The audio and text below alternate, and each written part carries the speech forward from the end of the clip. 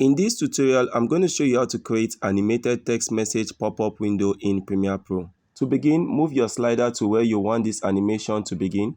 Next, select this rectangle tool over here and draw an outline on your preview screen. Now select stroke in your essential graphics and you can change the value of stroke. Mine is set to 3. I'm going to set it to 2. And the value for my fill is black. You can change it to whatever color you like. I'm going to make this a little bit blue and increase the value for the corner radius until we make the corners more rounded. Next, come over to Effects Control over here and change the value for opacity to 75.